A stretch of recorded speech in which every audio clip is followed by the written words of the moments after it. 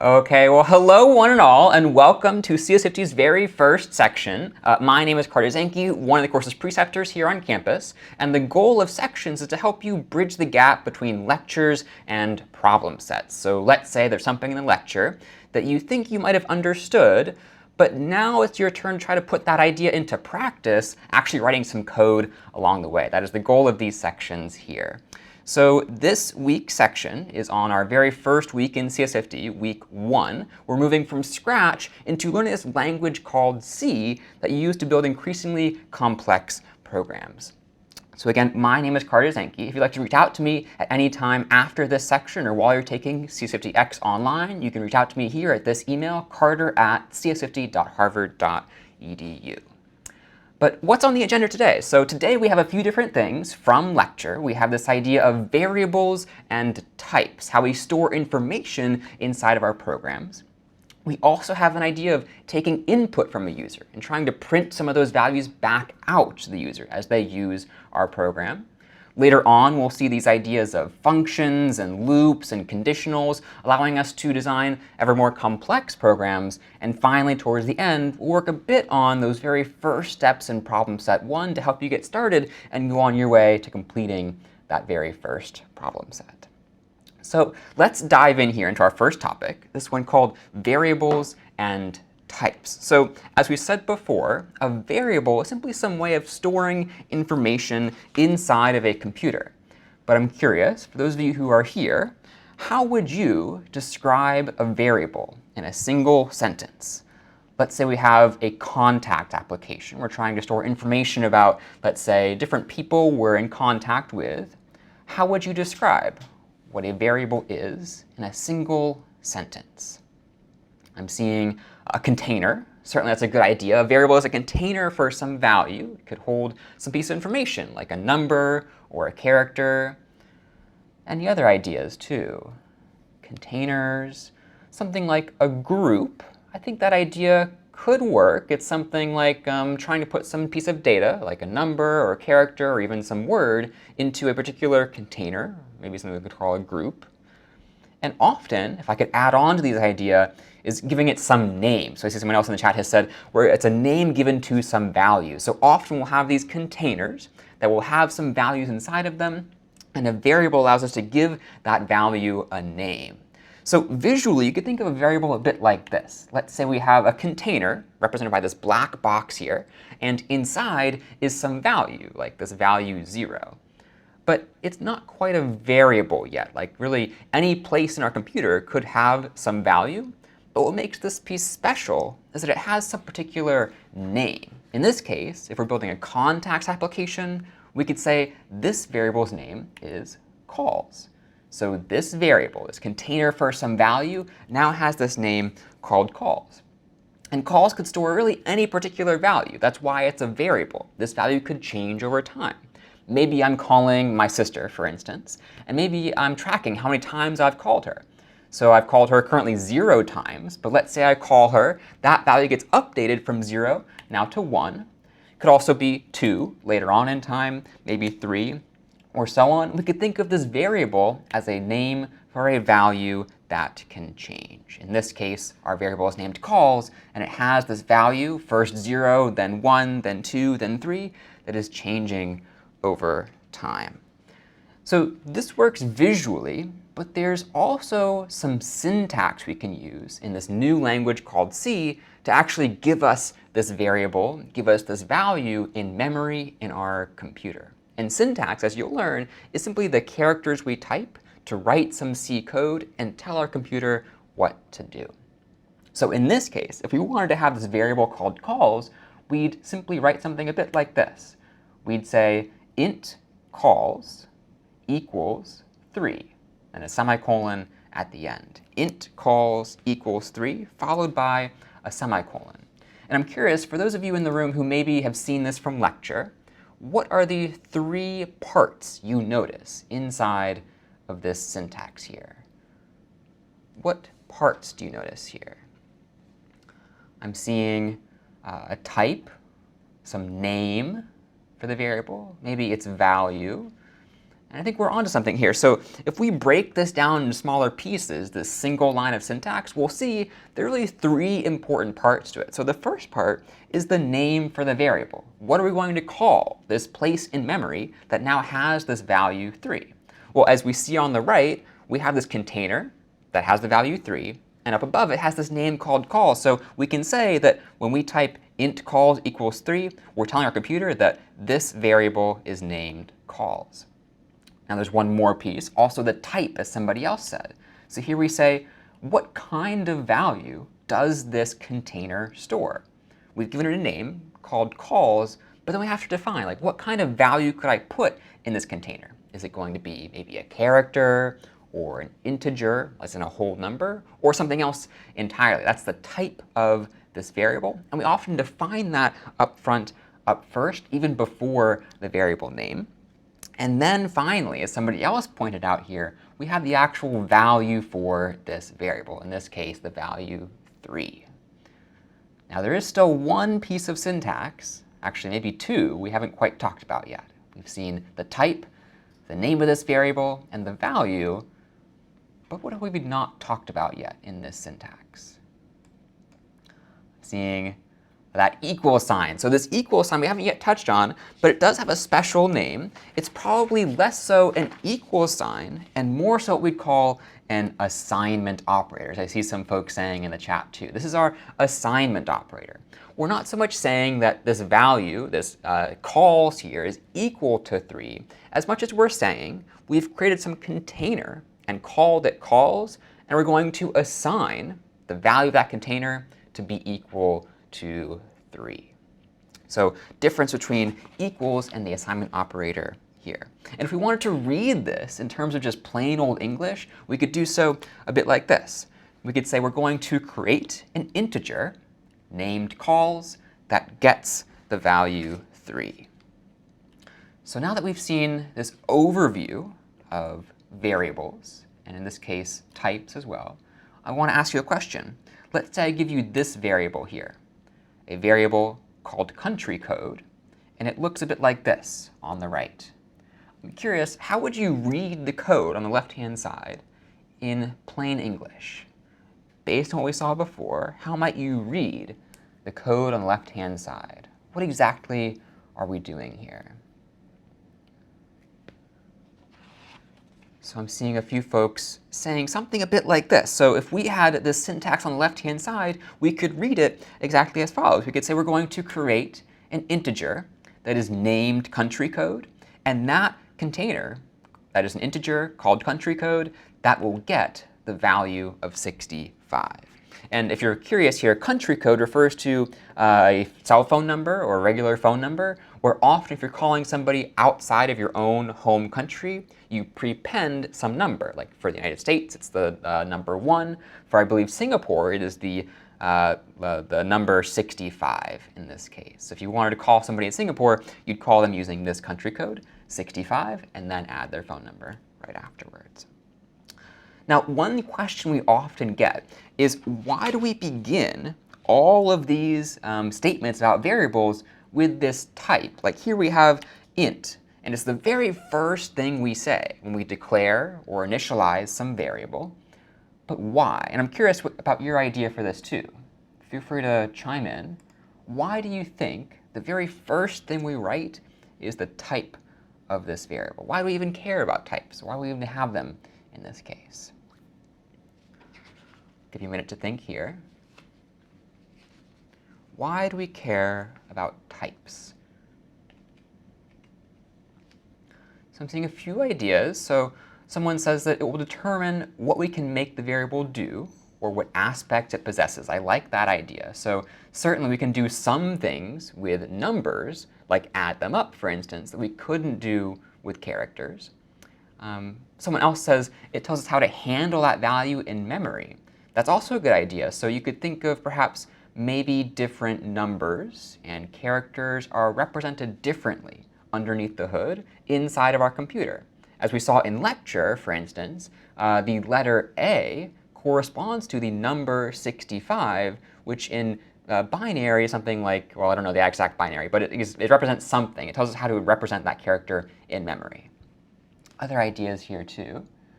To reserve enough space to store that data type, that's also a good idea as well.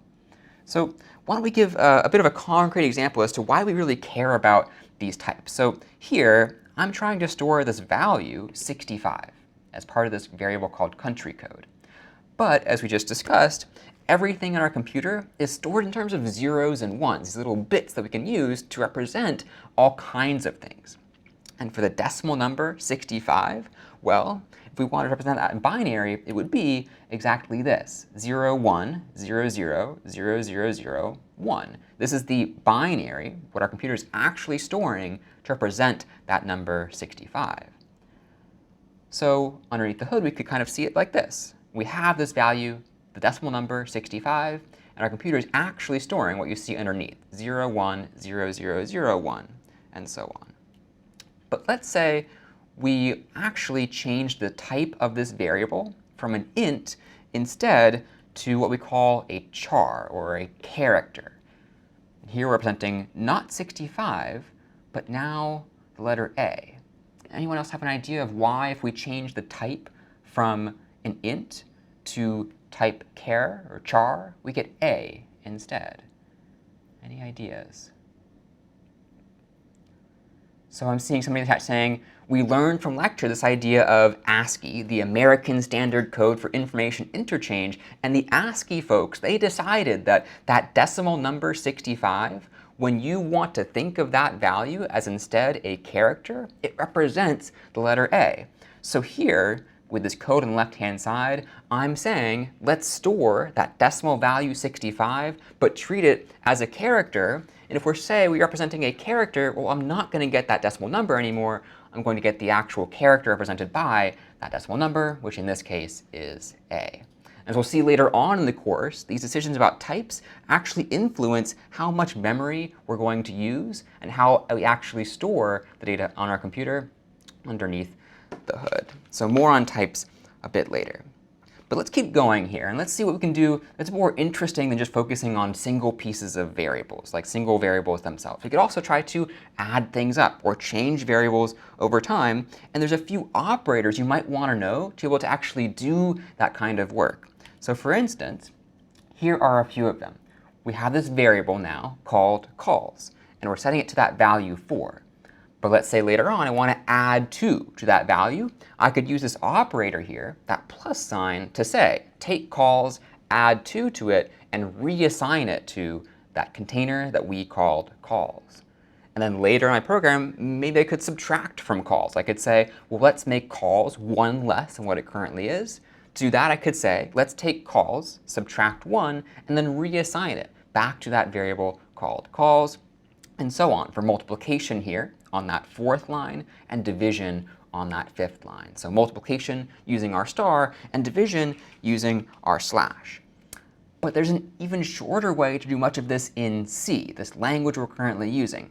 There's this thing called syntactic sugar we could use to actually shorten these lines.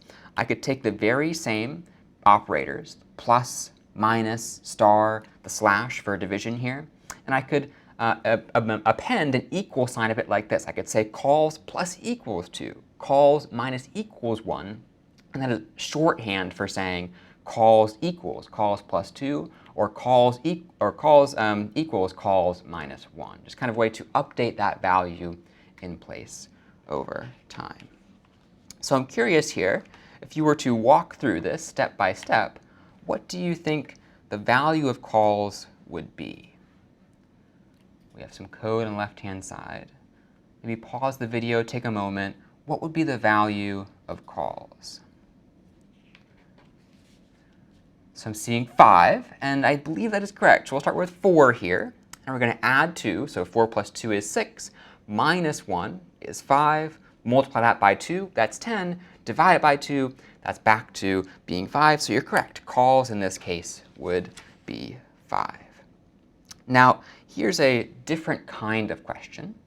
Let's say we take a look at this. So again, calls here is 5. Let's say we take a look at this next set on the left-hand side. What would be the value of calls now?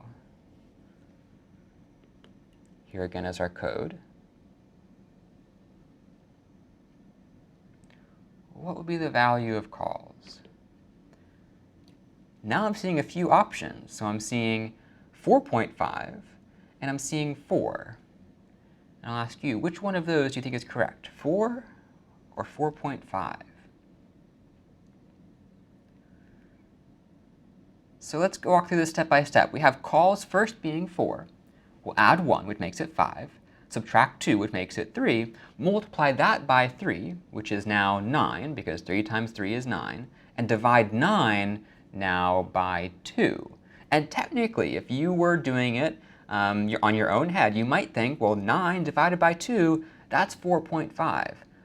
But actually, it'll be 4 in the end. And I'm curious, why do you think it will be 4? I'm seeing somebody saying that it's 4 because we're storing an integer. And you're correct. So calls here, up front, we said call is going to be an integer. That is a whole number. And if we take 9 and divide it by 2, we get this decimal number, 4.5, also called a floating point number. But because calls is strictly an integer, it can't store 4.5.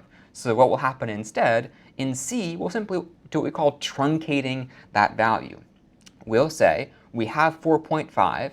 There is some decimal value after that decimal point, but we're going to simply get rid of it, not care about it, and take whatever whole number we see up front. So if our calculations yielded 4.1, what would we get? Well, just 4. If we even had 4.8, we'd get simply 4. So to be clear, it's not rounding, but it is truncating, taking off that last bit of the decimal place there. So I'm curious now, what questions do we have about variables, about assignment, about updating them over time? Any questions we can take while we're here live?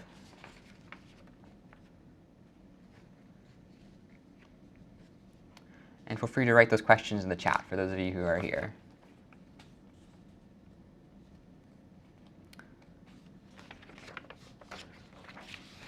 OK, not seeing too many questions, which maybe is a good sign. But certainly feel free to ask, if you're watching this recording, ask a friend, ask online on CSU's communities. Certainly get those questions answered for you. Now, we'll continue here and try to do something a little more interesting with our variables. I think what we'll do is think about how to take input from the user and then print that input back out to the user. So we'll talk about input now and printing. Well, one of the first things you might want to do is get input from your users. If you're running some program, you want them to control how that program is actually working. So there are a few ways, at least in CS50 and in C in general, to get input from your user.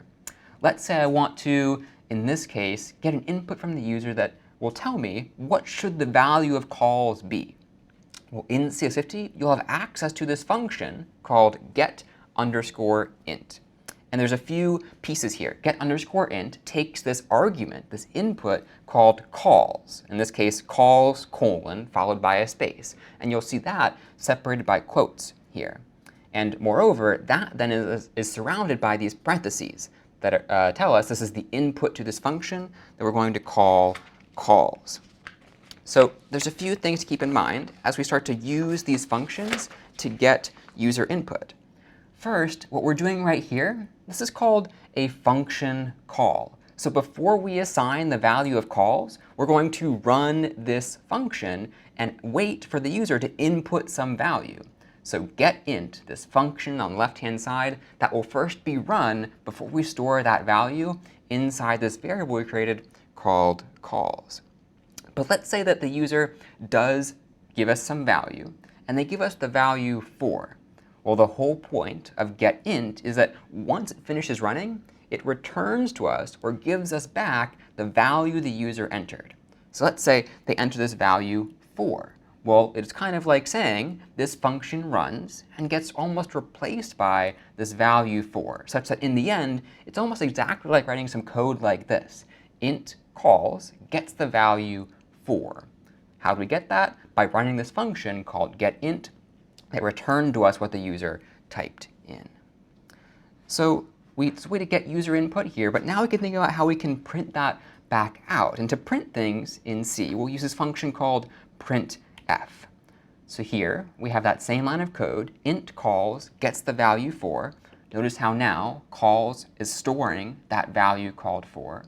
But now on the bottom, we see calls is %i \n, comma, calls. And that seems a little cryptic, so I'm curious, for those of you who are here, what do you think will actually get printed out if we were to run this line of code? What will we actually see on the screen?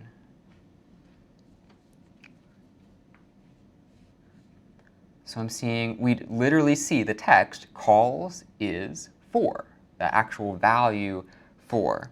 And to show you here, we'd see this. Calls is, again, that numeric value 4. And this is a special property of printf. You might be wondering, well, why is there an f at the end? Turns out that f stands for formatted. So I'm going to print something that will be formatted. And I have, on the inside of this string, if you will, calls is %i. I will replace that %i with the value of this variable called calls. Now the follow-up question is, well, how did I know to put the value of calls in that placeholder, %i?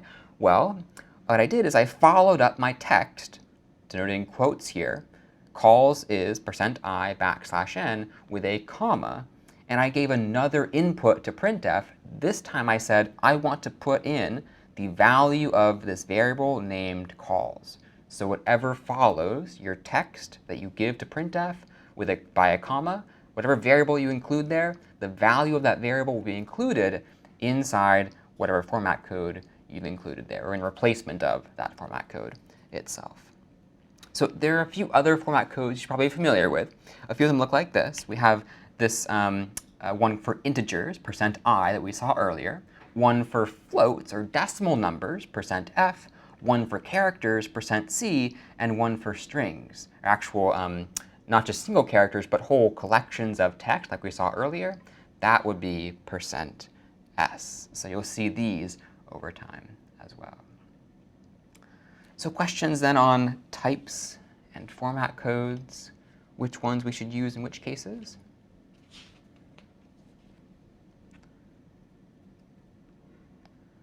All right, so seeing none so far here, what we'll do is actually get some practice writing code. So I think this is enough review of lecture so far. And one of our first steps in this week's problem set is to write a program called Hello World. And this is often the first program many people write when they're beginning their computer science journey.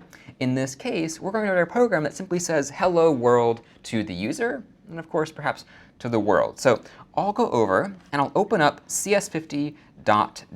So you should see something a bit like this if you were to go to cs50.dev and log in with your GitHub account. No need to follow along exactly like this, but if you're watching the recording, you certainly can. Notice how I have a few different areas in cs50.dev. I have a top area up here that will soon be able to have a file that I can actually edit things in. And down below, I have this place called the terminal. I can kind of interact with this computer that I've loaded up in the cloud. So now connected to some other computer, not my own, or actually write my own code, and where we, CS50, have installed some software for you to actually write C code very easily. So let me try, in this case, to open up a file called hello.c. I'll type code hello.c in my terminal. Let me zoom in a bit so y'all can see that. Here I now have code hello.c. I'll hit enter, and I'll see this blank file up top called hello.c. So now I actually go ahead and type in some C code. Maybe I want to say hello to the user. What's the first thing I should do? For those of you who watched lecture, what might I need to do at the top of my file? I need to include some stuff, as people are saying. So in CS50, and actually in C in general, we have this idea of a library, or some code somebody else has written for us that we could then use in our own program.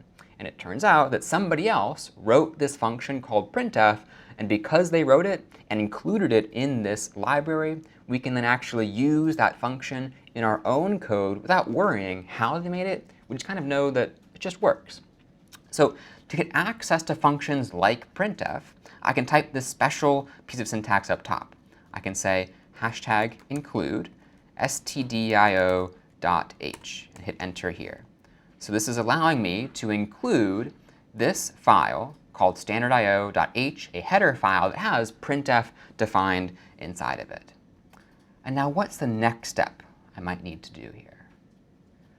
I have standardio included, but how would I might start off my program as we usually do in C? So I'm seeing we need to make a main function. So by convention in C, we want to make a new program. We always include that entire program inside this function we call main, int main void. And now, here I have, let me fix that formatting here. I have this function called main. Yours might be syntax highlighted. Not quite sure why mine isn't highlighting here, but I'll resolve that a little bit later. So here we have int main void, and we could type in our actual code inside of this function that we are calling main. Now what kind of code could we type to say hello to the user based on what we saw a little earlier? What function should we use? Probably printf, right? So I'll say printf, and then why don't I do this? I'll say hello world. And now if I hit a period here to say a sentence, \n, I should be able to hopefully run this program down in my terminal. So let me try this. If I want to run, I could try saying /hello and hit enter. But I get this error, no such file or directory. So what did I actually miss in this case? Yeah, so you were saying I forgot to make this file. So as we saw in lecture, there's this idea of taking the source code, that is this C file, and compiling it to machine code, or the zeros and ones a computer actually understands. So to take this C code and convert it to the code a computer understands, we have this special program called make, which is a compiler that simply says, take whatever is in hello.c and convert it for me to an actual program my computer can run. So in my terminal, I will choose to make hello, hit enter, and now nothing seemed to happen, but that's actually a good sign. If I type ls to list my files, I'll see hello star, which means this is a file my computer can run. I'll say /hello, hit enter, and now I see hello, world. So syntax highlighting aside, which you should hopefully see in your own code space, this is how we could actually write our own hello world program. What questions do we have then on these lines of code? I'm seeing a question here. What is the difference between a library and a header file? So that's two pieces of vocabulary we've used here. We often say we're going to include a header file, or conversationally include some library. But there's a difference between these two things. So notice how this, stdio.h, that is an actual file we're calling a header file. And in this particular file, we've defined all the functions that are included in this library, like, for example, printf. But in that header file, we haven't actually defined the entirety of the printf function. We've just defined a few particular things, like what inputs printf takes, or what outputs it gives to us.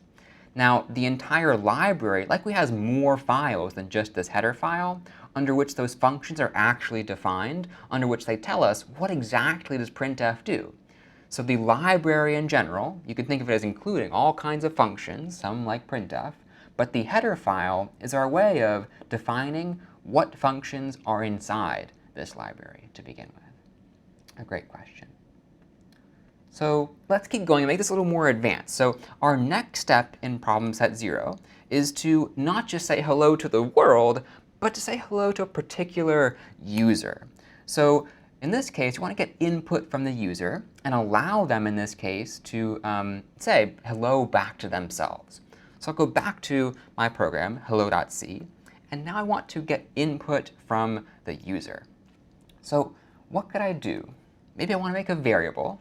And I'll actually ask you all who are here, what kind of variable should I make? If I want to store some text from the user, what type might be good for that?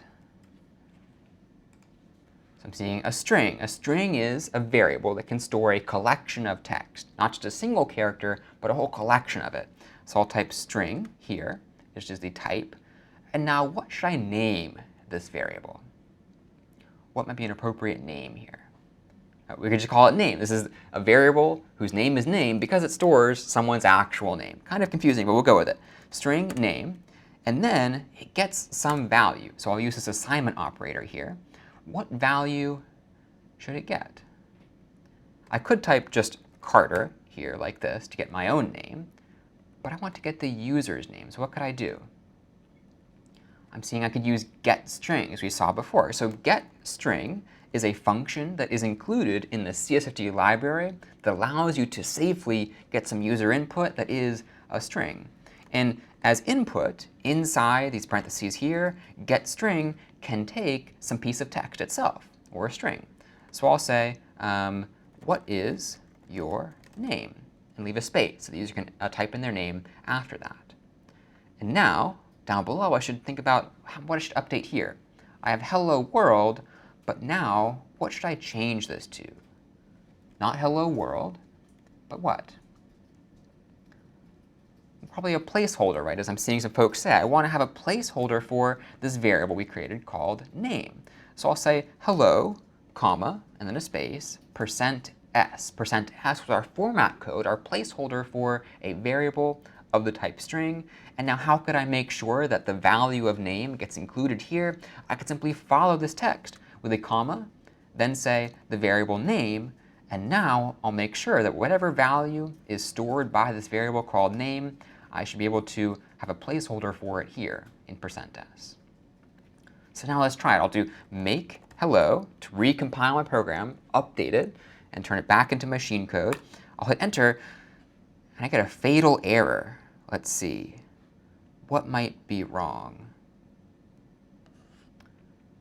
So there's a few clues here. Use of undeclared identifier string. Did I mean standard in? It's actually not what I meant in this case. But often if you'll see, you might get some errors saying something is undeclared, undefined in some ways. When that happens, you might want to take a look at which files you're including at the top of your program. And in this case, I told you that getString was included in the CS50 library, but I didn't include it up top. So let me go ahead and include. I'll say #include, and then cs50.h to include that cs50 header file. And just for style's sake, what I'll do is actually move cs50 above standard I/O just to keep things alphabetized up here. So C comes before S. I'll make sure I have all my header files alphabetized just for style's sake. It would work the other way too, but just to keep things a little cleaner around here. So let me try this. I'll say make hello, hit enter. Nothing seems to happen, which is good. I'll type /hello to run my program, hit enter. I'll see what is your name, and I'll type Carter, and I should see hello, Carter. So all seems to work in this case. Now, what questions do we have on writing our very own hello to you program?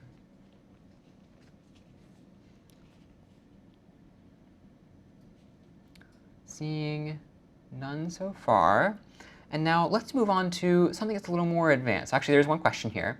So why do we put name after %s, \n? So it's kind of just by convention. The people who wrote printf, who came a little bit before us and made this function, they simply decided that printf would take one or more inputs. So here I say hello, %s, \n. And if I want to include, if I want to take the value of this variable name and put it in this placeholder, I just simply follow up with this first input called hello, comma, %s, \n, and include that variable itself. If you want to get more advanced with this, you actually could. So let's say I want to take a first name and a last name. I could actually have two placeholders, hello, %s, space, %s. And now, if I wanted to include another variable, one, let's say, change this name to first name, and then have one later called last name, here's how I could use printf. I could now have three inputs separated by commas. The first is the actual string I want to print with the placeholders. The next one is the first variable to replace. That is, the value of first name will go into this first placeholder. And then the second variable, last name, that will go into the second placeholder here. So I'll update my program. I'll say, hello, string first name. What is your first name? And then here I'll say, string last name gets the value of getString, asking what is your last name, and semicolon to finish. So now I'll type make hello, and I'll run ./hello. I'll type Carter followed by Zenki, and now I'll see hello Carter Zenki. So some other ways to use printf if you want to actually involve more than one variable in your output. Now, building on this, let's actually continue on, and let's try actually making a more advanced program to store our contacts. So I'll go back to my slides, and I'll show you this. We're going to create a program that prints out, that takes in and stores, and then later prints out a user's contact information. And so if you're going to write this program, I want you to include the following 3 attributes of somebody. Make sure you include, let's say, their name. You could treat it as either first name or first name and last name, their age, and also their phone number. So name, age, and phone number. And I want you to, if you're watching this as a recording, maybe pause the video here and try to write this program yourself, then come back and we'll write it all together. All right, so if you're back from writing this program, let's go ahead and try to write it all together here. I'll go back to my code space, and this time I'll get rid of hello.c. I'll exit out up top, and now I'll type code contacts.c to create this new file that is a C program called contacts. And I'll maybe include my initial libraries. I'll say include standard.io.h, and include, perhaps up top here, cs50.h as well. Now I'll type int main void, what do we do to kick off all of our C programs here. And now I need to get the information from the user. So I'm curious, for those of you who are here live, what should I be doing to actually get the user's name? Well, probably similar to what we did before. I could say string name equals getString what is your name, just like this. But now I want to get their age. And I'm curious, what type might be good for getting their age? Maybe an integer. So I could say int age equals get int what is your age, just like this. And then finally, down below, I want to get their phone number. But what type might be best for a phone number? I'm seeing a few options here. So one might be an integer, like it is a phone number, so it could just be an integer value. But it might be better defined as a string. So the difference here is that if I say int, let's say just number for phone number, get int, what is your phone number? Well, that restricts the user to entering only digits. And sometimes you might see phone numbers written with dashes or plus signs for country codes. And if I wanted to include those, well, if I have an int, I actually can't include those. So if I wanted to be able to have the user type in pluses along with numbers, a string might be good for this. So I'll say instead string number and use getString, what is your phone number? Now the user could include not just numbers like 7 or 1 or so on. They could also include parentheses, dashes, plus signs, whatever they need to enter their phone number.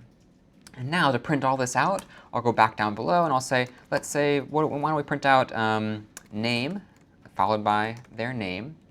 And why don't we print out, in this case, the age followed by their age using %i for our integer here. And then printf, and then number followed by %s \n semicolon. And now I'll be able to include all of these as placeholders, name, age, and number. And I'll be able to take the value of name and put it in this placeholder, for instance. So why don't we do this? I'll say make contacts, then /contacts, hit enter. What is my name? Carter. What is my age? 25. I'll type in a phone number. I'll say +1. Let's go with 555-555-5555 for a random phone number here.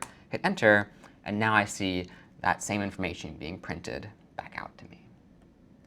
So what questions do we have on this contacts application here?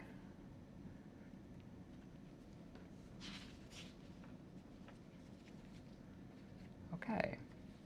So not seeing any from our live audience, but what we'll do is kind of round out this week's section by focusing now on not just getting input from the user and storing it in variables, but actually writing our programs with our very own functions and loops and conditionals. And I think things get a lot more interesting when we get to use other kinds of building blocks here.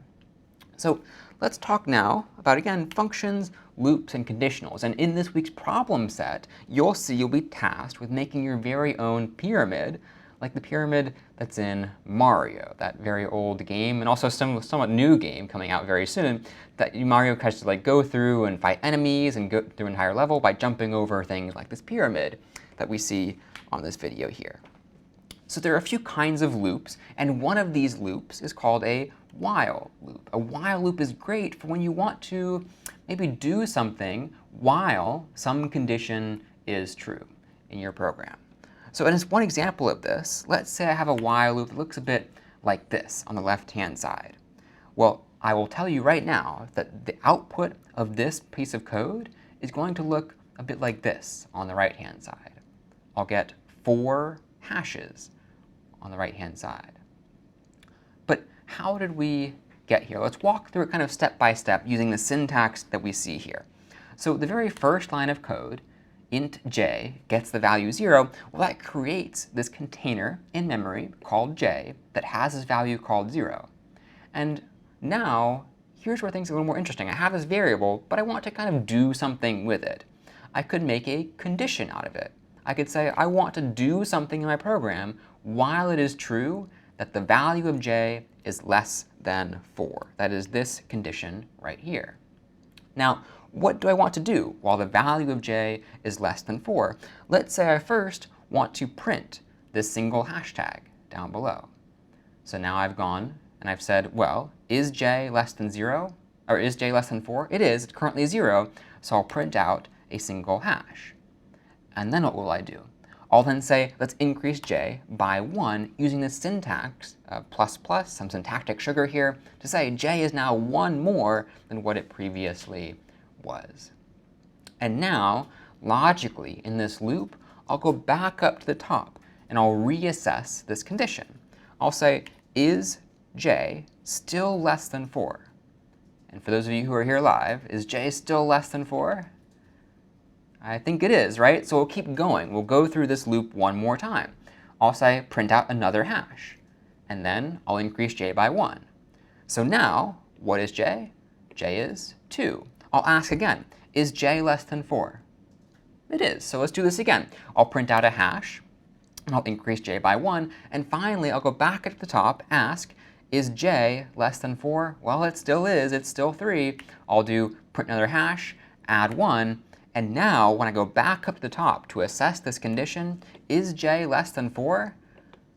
Well, j is equal to 4. It's not less than 4, so we'll stop doing the code in this loop, and we'll instead print out this special character we saw in lecture, \n, that says we'll move to a new line.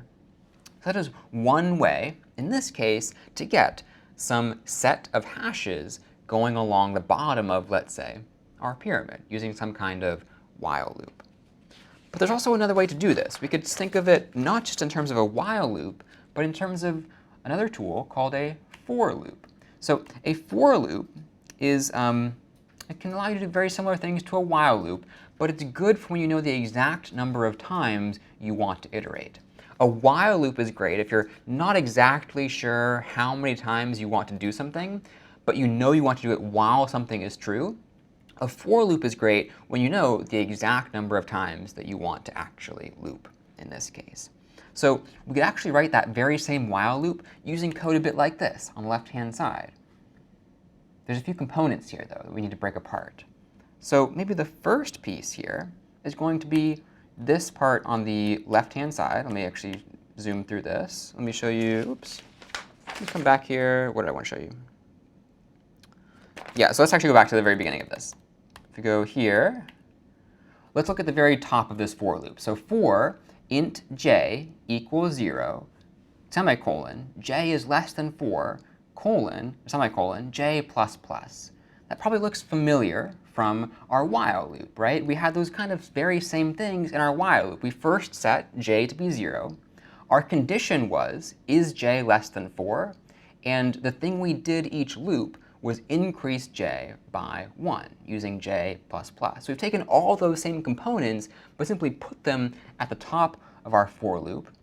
And that allows us to simplify our syntax here. So on the inside, we just say what we're going to do for each iteration of this loop, which is print out a single hash. So to visualize this on the right-hand side, let's say our very first thing we do in this for loop is we create a variable called j that gets this value called 0. Then we're going to print out a single hash. We're going to ask that question again. Is j less than 4? Well, it is, so we'll do that thing we said we'd do at the very end of this for loop, j plus plus. Now j becomes 1. We'll go through, print out another hash, and then we'll say, is 1 less than 4? It still is. We'll print another hash and keep going. And now we'll see, is 2 less than 4? Well, it is, so we'll print another hash. J is 3. Now j is 4. No longer will we be printing out these hashes. That condition, j less than 4, is no longer true. We'll instead print \n to finish things off at the bottom. So what questions do we have here on the syntax for while loops and for loops, if any? A good question. Is there any difference between the while loop and the for loop other than the initial condition and the update in the same line in the for loop? Any differences? I think the main difference is more syntax. So as you see here, they're in a different kind of order as we saw in the while loop. I'm going to go out on a limb and say I think that most things you could do in a while loop, you can also do in a for loop and vice versa. Generally, though, the syntax of a while loop is better suited for you have some condition, you're not sure when it will be true, but you know what that condition is, so you'd include that in the while loop. Whereas a for loop is good because you kind of get to actually specify the exact number of times you want something to do that loop over and over again. If that makes sense and answers your question, let me know. If not, I can give you another take on that.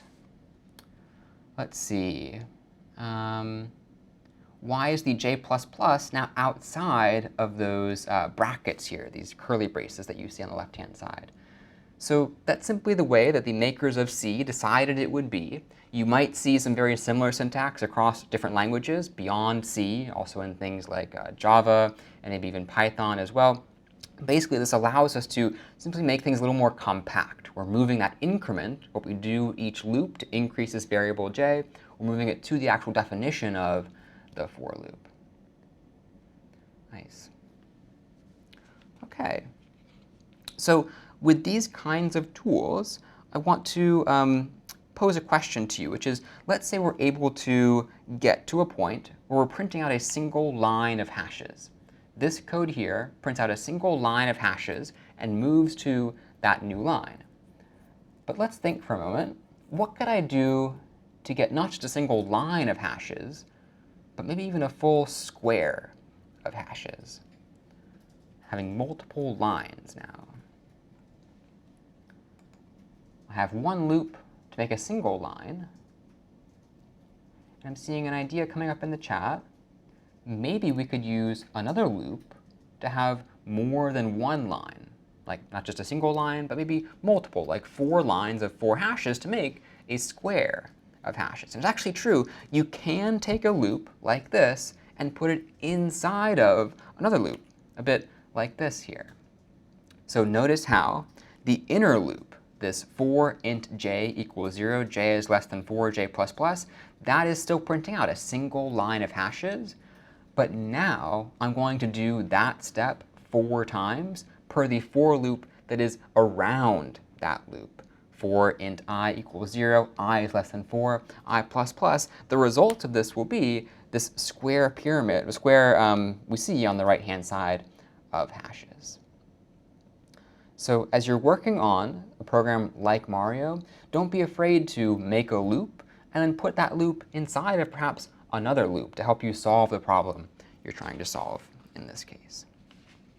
Now, to help us focus even more on functions, even beyond loops in particular, let's go ahead and actually try to take a first step towards writing that Mario problem that we see in this week's problem set.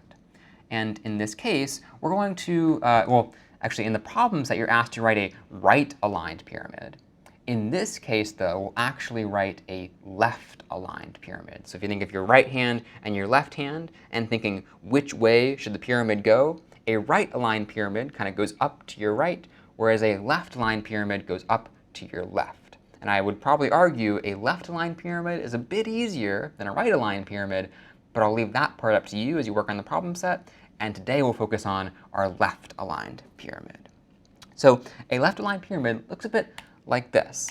Whoops, looks a bit, oh, sorry, I didn't have those slides in this, this presentation. That's OK. We will do instead talking about functions and what we could do to create a left-aligned pyramid. If you can visualize in your head, let me go to my actual code space over here.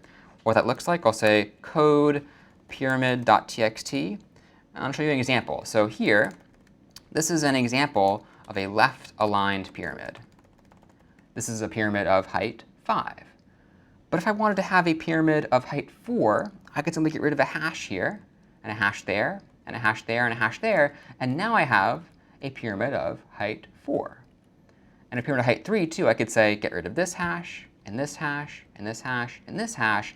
And now I have a pyramid of height 3. I keep going, a pyramid of height 2, and even a pyramid of height 1, just to help you visualize what's at stake in this problem here.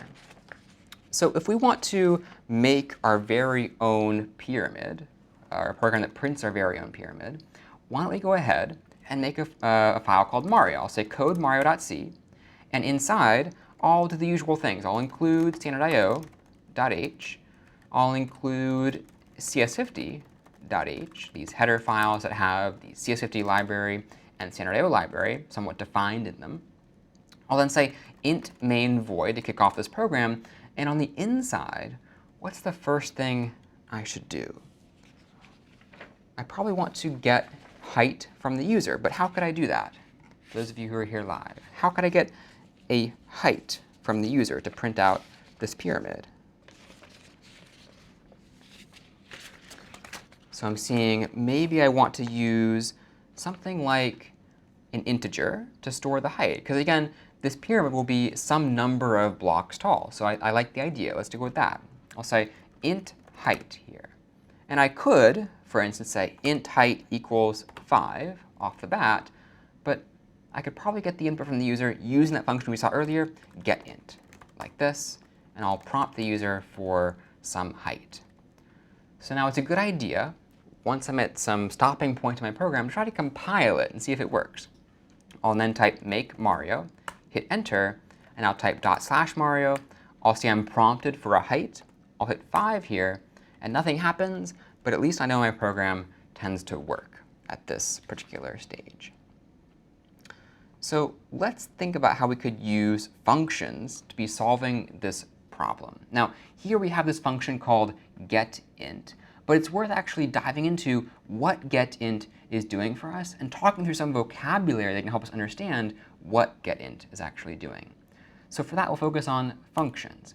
And notice here how we can actually define getInt. We at CS50 defined this function for you. You don't see its definition in your actual code because you can only just use it now.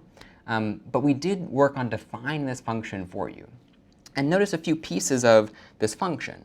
Notice how up front we have this idea of the name for this function, this one called getInt. We could think of it kind of like that black box we saw David mention in lecture.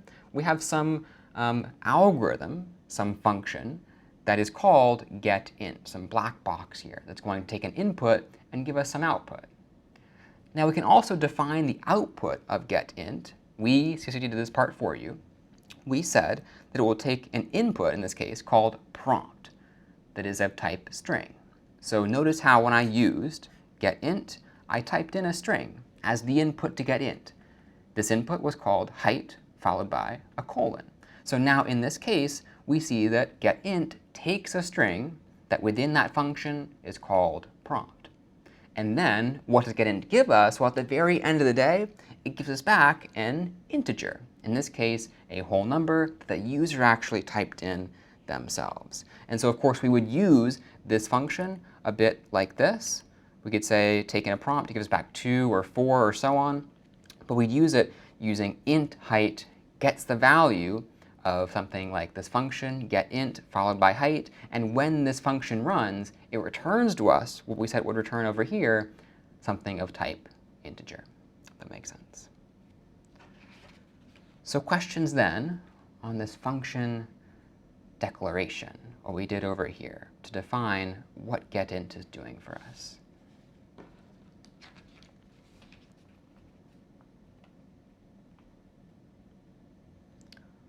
OK, not seeing too many questions here. So why don't we keep working on our Mario program? I'll go back over here. And we saw before that I could print out a single row of hashes using a for loop, right? But maybe it would be worthwhile to consider how I could put that code that prints out a single line of hashes into its own separate function that I could use in my main part of my program, this one called main up here. So I wanted to define that, code that writes that line of hashes for me separately. I could probably put it in its own function. And to define my own function, I could probably go down below here and say something like this. Why don't I create this new function? I'll call it, in this case, print row. And what kind of input do you think print row should take, ideally? Maybe I want to modify the length of the row. How could I say print row takes an input to modify the length? Any ideas in the chat? One thing I could do is think, well, the input to this function, I want it to be the number of hashes to print on the row. So that seems to be a number, an integer. So I could say print row takes an input called, that is of type integer, and I have to give it a name. I'll call it, in this case, length, the length of that row. And now I'll think, what should print row return to me? Well, it doesn't really return me a value if I'm going to use it. It simply just prints things out to the screen.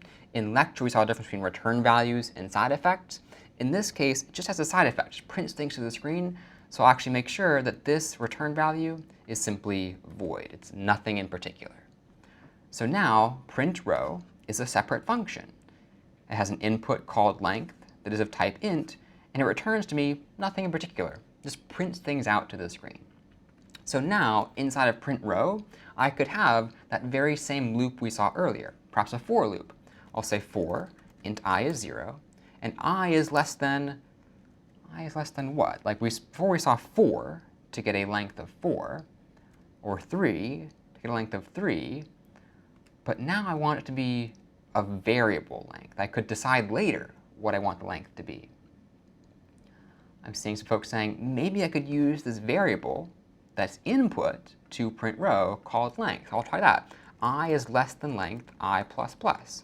So now, when I use this function print row, I could pass in some number, and then I'll loop that many times in my for loop. And what will I do for each loop? Well, I'll print out, in this case, I will print out a hash each time. At the end of all that looping, I'll print out simply \n to move to a new line. So this is my print row function down below. Now if I go up top, I could try to use print row. I could say, well, I want to print a row that has the length of 4, like this. So I'll first get the input of height from the user, and I'll not use it for now. I'll just use print row with the value 4. I'll go to my terminal here, type make Mario, hit enter, and I seem to be getting an error.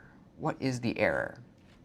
You'll see here, implicit declaration of function print row is invalid in C99. What ideas does that bring up for you here? What might I be doing wrong? Yeah, so it seems to me I haven't actually included what we're calling the prototype for this function. So if I look down below here, actually if I read my program top to bottom, like C would, I'll see I'm going to include some files, have a main function, get the height, and then call this function, or use this function called print row. and give it the value 4. But up until now, if I'm reading top to bottom, I actually haven't seen the definition for print row. Where is it? Well, it's below. It's down here on line 10. But I can't be calling this function if I haven't told C that it's going to come up in my program yet. So what I should do instead is take the function prototype, that is, its name, its input, and its return value, and put it at the top of my program, often by convention, below my includes. And I'll follow it with a semicolon here, saying this is my function prototype. This is the line of code that tells C, I promise I'm going to define for you what print row is later, but for now, just let me use it when I say I'm going to use it. So now, in main, I'll see, hopefully, C doesn't actually complain when I use print row, because up top I told it exactly what I'm going to use as well. So now I'll type make Mario, hit enter, and that seems to work. So now I'll type ./Mario, hit enter, say the height is 6, hit enter, and I get this, this line of only 4 hashes. But what could I do to update this program to print out not just 4 hashes, but the same number that the user typed in? Probably want to modify this piece here, but how could I modify it? Yeah, I'm seeing some ideas. I could probably use this variable called height. So we know that this variable called height is a container for the number I typed in this case 6. So if I want to pass in that same value to print row, for it to print out a row of that length, I could instead say print row, parentheses, height, and save that. Now I'll type make Mario, ./Mario, and type in a height of 5. Now I get, in this case, 5 hashes down below. And notice in particular that in this case, the name of the variable that I am what we call passing into or inputting to this function print row, that is not the same as the variable I said I would get down below, this integer called length. What actually happens is height, we have storing a value, in this case 5 down below. That value for height is given to print row, and as long as I'm running the code in print row, that value 4 will be associated with this name, length in this case.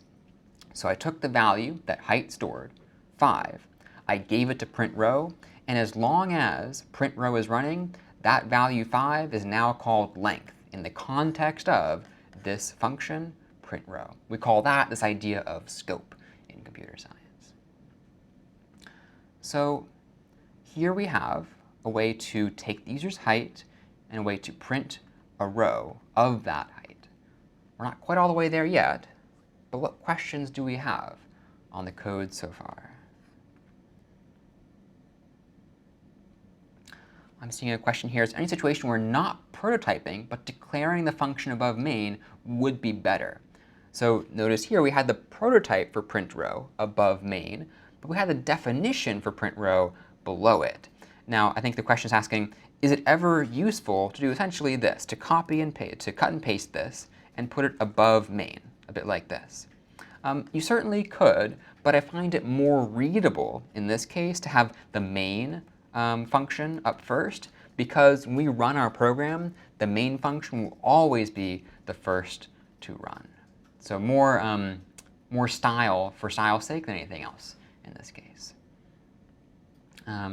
Question here, in line 4 and 12, you have declared void print row int length 2 times. Why is that OK? Because we can't do that with variables. That's actually a good observation. So if I were to, for instance, on line 8, create a variable called height, and then later on create a new variable called height, like this, I would find that C, when I try to compile my program, doesn't like that. I can only have one variable under one name at the same time. I can't have 2 variables with the same name. Here, though, it seems like I have 2 functions with the same name. I have one called print row up here and print row down below. I think the answer to this is that it's a built into C is this syntax that if you have a function you want to use and it's defined later in your code, you simply copy and paste the prototype, its name, its input, its output, put it at the top of your file, and C knows this is a function that will later be defined. It's not a separate function with the same name. And one more question here. Why is height printing length when logically height is up and down and not left to right? That's a great question. We're going to fix that in just a moment. So here we noticed that in my separate file, I'm going to make code pyramid.txt. If I wanted a pyramid of height, let's say 3, notice how the bottom row has length 3 in this case. So a pyramid of height 3, the bottommost row, that has the length of 3. But also notice how above, this has length 2, and then length 1 up top. So there's probably an association between the height and the actual length of these rows I'm printing. So what if we tried something a bit like this? I know I want to print more than one row, and I probably want to do it in a way that involves a loop. We saw a loop as a way to do things more than once. So I could say maybe something like for int I equals 0, I is less than, well, how many rows should I print in this case? If I have a pyramid of height 3, how many rows should I print? Seems like 3. So I think in this case, it's safe to loop height number of times and increase I by 1 every time we go. So now, inside this loop, I'll print row. And maybe I'll keep it the same with this input called height. So let's try that. I'll say make Mario dot slash Mario, height of 3. I'm not going to square.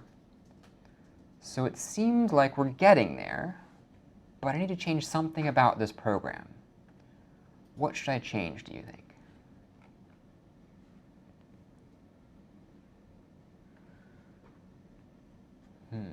So I'm seeing a few ideas. One is actually to use this variable here, I, that we declared and initialized inside of our for loop. So as long as we are within this for loop, within its curly braces, I actually have access to this variable I. I is what's called in scope. I could use it throughout this portion of my code. So maybe I don't want to print a row that is of length height, but maybe of length I. So first, I would be 0, and then it would be 1, and then it would be 2, and so on. So actually, if I look at my pyramid, my very first row is 1, then 2, then 3. So maybe I don't want to first print out 0, I want to print out 1. But how could I change this to not print out 0 first, but 1? Any ideas? I'm seeing maybe I could just add 1 as we go. So that's actually a good idea. Why don't I say first I is 0, but when I is 0, I want to print out 1 hash. So I'll say just take I and increase it by 1. Well, next I will be 1 after going through this loop. Then I'll say, well, how many hashes do I want to print? Well, just 1 more than what I currently is. So I'll maybe say that's print out a row of length I plus 1 again. And then I will be 2. I want 3 hashes, so I'll just say I plus 1 again. And so maybe this should work. So I'll say make Mario, and then dot slash Mario, pyramid of height 3. And now I seem to be getting somewhere. So I'll make my terminal bigger. I'll say make Mario dot slash Mario again, height of 5. And I seem to be getting what I'm looking for with this left-aligned pyramid. So let me ask, what questions do we have on this implementation of Mario using left-aligned pyramids and functions in general?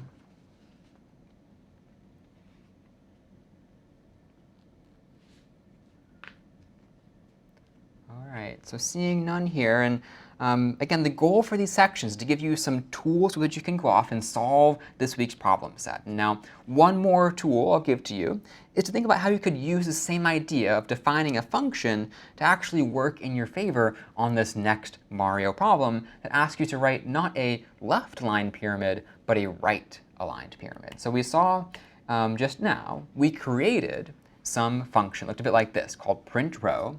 In this case, it takes an input called bricks. We called it length. Same thing. Here, we're able to take a length of hashes to print, and then just print that out as we go. But now you could consider expanding that function's capability. Take not just one input, but two. Maybe one for some number of spaces before the actual bricks or hashes come up, and then one that takes in the number of bricks to actually print out those hashes as you go. So notice how over here in pyramid.txt, if I want this to be right aligned, I first print out some number of hashes, or some number of spaces, and then my hashes as we go, to move this pyramid from being left aligned to now being right aligned. So we'll leave you with that to consider as you solve Mario this week.